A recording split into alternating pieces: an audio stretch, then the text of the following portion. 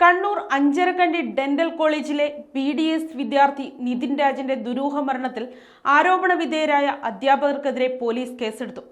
ആത്മഹത്യാ പ്രേരണാകുറ്റത്തിനും പട്ടികജാതി പട്ടികവർഗ പീഡന നിരോധന നിയമപ്രകാരവുമാണ്. ഇതിനിടെ ഓൺലൈൻ വായ്പാ ആപ്പിൽ നിന്നുള്ള ഭീഷണിയും വിദ്യാർത്ഥിയുടെ മരണത്തിന് കാരണമായിട്ടുണ്ടോ എന്ന് പോലീസ് അന്വേഷിക്കുന്നുണ്ട്.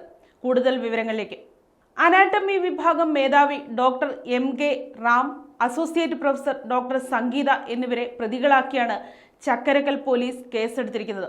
ഇരുവർക്കുമെതിരെ ശക്തമായ പ്രതിഷേധം ഉയർന്ന സാഹചര്യത്തിൽ ഇവരെ കോളേജ് അധികൃതർ അന്വേഷണ വിധേയമായി സസ്പെൻഡ് ചെയ്തു. നിതിൻ രാജ് അധ്യാപകരിൽ നിന്ന് നിരന്തരം കടുത്ത ജാതി അധിക്ഷേപം നേരിടുന്നതായി കുടുംബവും സുഹൃത്തുക്കളും വെളിപ്പെടുത്തിയിരുന്നു. ഈ ആരോപണങ്ങളെ ശരിവയ്ക്കുന്ന തരത്തിൽ നിതിൻ നേരിട്ട ഭീഷണികൾ വ്യക്തമാക്കുന്ന ഒരു ശബ്ദരേഖയും ഇപ്പോൾ പുറത്തു വന്നിട്ടുണ്ട്. സ്റ്റാഫ് റൂമിൽ വെച്ച് മർദ്ദിക്കാൻ ശ്രമിച്ചെന്നും ക്യാമ്പസ് ഗേറ്റിന് പുറത്തിറങ്ങിയാൽ കൈയും കാലും വെട്ടുമെന്ന് അധ്യാപകർ ഭീഷണിപ്പെടുത്തിയെന്നും ഈ ശബ്ദ സന്ദേശത്തിൽ വ്യക്തമാക്കുന്നുണ്ട്.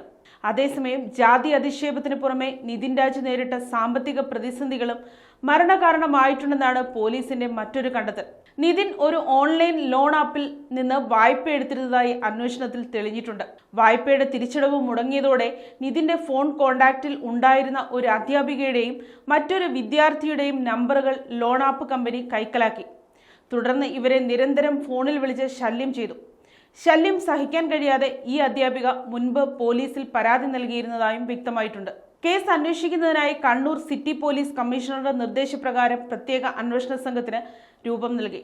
കണ്ണൂർ ACP R ഹരിപ്രസാദിന്റെ നേതൃത്വത്തിലുള്ള 7-അംഗ സംഘത്തിനാണ് അന്വേഷണ ചുമതല.